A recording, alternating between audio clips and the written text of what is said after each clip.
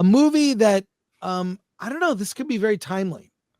Ari Aster. I have liked most of what he is. Most of his films.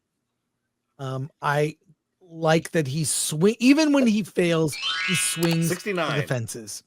And I like that. I like filmmakers who do that, better, go for something very original and crazy and fail than just do the next boring thing, the safe thing. This is the trailer. This is the trailer for Ari Aster's Eddington, named after a town. I won't say much about it, but it takes place in 2020. This is from A24. I really love everything A24. Not every movie, but I love their they've built up such a great brand. Let's take a look at this one. They're kind of like the new Miramax. Yeah, I love it. Okay. Of course, they keep looking at that lab in Wuhan, China. If you look at that lab in Wuhan when that was established, it was 1956. Of course, that was the year Tom Hanks was born, the first celebrity with the virus, Mr. Sleepless in Seattle. If you value your life, you should think twice. For Eddington light guns. Your pain is not a coincidence. You are not a coincidence. We are not a coincidence. And I'm speaking now to deny my husband's announcement yesterday, which was false. Eddington, New Mexico, despite its meager population, is quickly being co-opted in online circles. I'm ready to continue leading our town in fighting the pandemic and the racial and economic.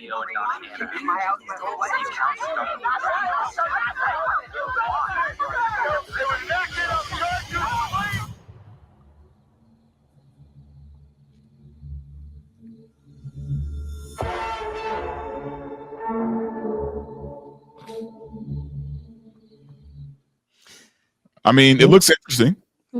What do we think? Pass.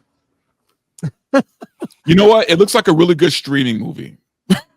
I'll be there. I don't think people want to show up to the theater to watch this. I like that the trailer is effectively him scrolling through social media. That's the trailer, and then we see Joaquin Phoenix. I don't know. Look, it's Ari Aster. It's A24. I hope it's not 3 hours.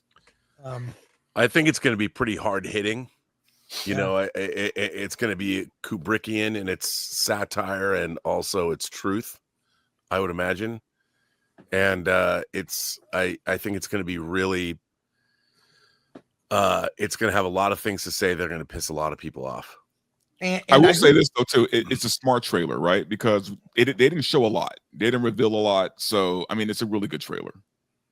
Yeah, and I'll say that the madness that was 2020, the madness. I'm not talking about the pandemic. I'm talking about what drove people during that time. I saw toilet paper. Well, that was part of it. Mass formation hypnosis. I saw friends saying some of the craziest things. I saw people vilified, my friends vilified by other friends. Oh yeah. I saw it was hard to joke about. I'm pretty sure I made jokes. That's my default setting. But I call that time the Great Reaping, man, because I lost a lot of friends during that time. I did as well. They didn't like the fact that I was questioning things, that I was questioning the lockdown, that I was questioning the virus, everything, right? And I lost a lot of friends. But here's the thing. I think that period of time is so different for Californians than it is for the rest of the country, man. I feel like California really got weird with it, right? Like I feel like the other states kind of like woke up pretty quickly and got things back to normal. California was in a weird Twilight Zone place for a long time. I mean, yeah, there was the case for the owner of the Pineapple Hill Saloon in North Hollywood area that they were her place was shut down. Everyone that worked at her bar restaurant could not go to work, yet she had to pay all of her bills. And there was a film production directly next door that was outdoors eating under tents. I remember that. There's so many news stories. And look, I'm a guy, I question everything. And during that period, people were not, rewarded by I'm just questioning this. Is this really a thing? It was just bizarre to see the lengths people went. psychologists have talked about it, and they'll write documentaries or do documentaries, write books about it. Yeah, it's a mass formation hypnosis event where through a bunch of different reasons, people believe some real crazy shit, and we still have not gotten a lot of them back. And it was it's got to be in my YouTube viewing history. I remember falling asleep at night and late into the night, not being able to fall asleep and seeing the running ticker of deaths around the world. Do you remember that? Yeah, I remember that. They had the map, and then it was deaths. That was on YouTube. I mean, I don't know. Maybe we should have like a 2020 party. But I remember the crazy weird things, Chris. Like when we would go to the drive-in, and it looked like something out of Mad Max, right? Like we all had like our bandanas on, and it was like we were all sitting on top of our cars watching movies. I mean, it was fun, but it was still weird. It was weird because it turned everyone into you could be a sort of easygoing hall monitor, but there were people that felt empowered by being a hall monitor and justified to point out like I don't know, Donald Sutherland in that guy posted that meme. That's like now that's anyone that drives a Tesla. Dude, we did award this in cars. Yes, in 2021, we did the award show at a drive-in because of COVID rules in Orange County, and we still we abided by every rule, but we did not enforce any rules. We abided by the rules, didn't enforce. But people were sitting in their cars in suits and gowns, right? Going up to collect their awards and going back to their car. and took off their mask and then put it back on and got back in their car.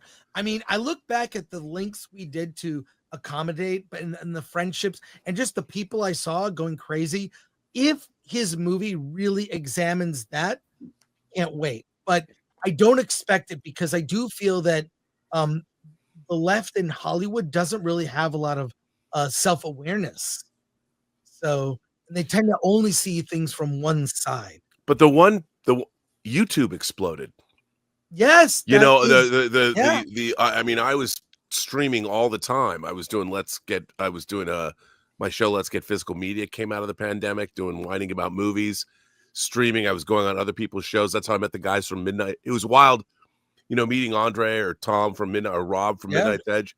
I was watching all these YouTube shows and then suddenly streaming with people, and this ecosystem that we're here right now is a direct result of the explosion of YouTube in 2020 because no one had anything else to do.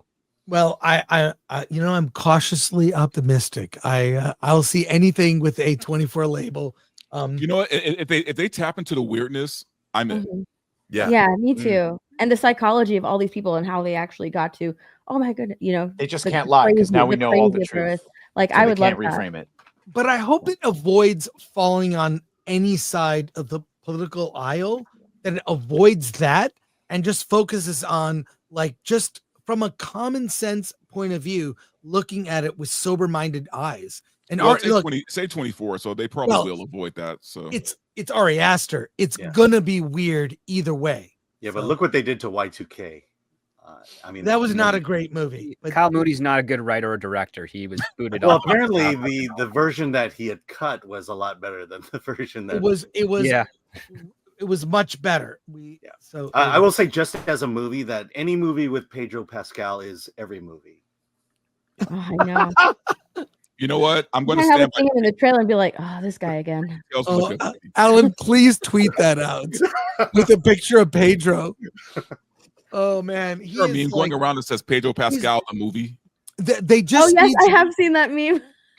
Yeah, they just need to do the Pedro Pascal connected universe, the Pedroverse. It's now part of the an unofficial sequel to the one with like Jet Li, except it's all Pedro Pascal meeting his other characters. He's gone beyond Kevin Bacon. It's 1 degree of Pedro Pascal.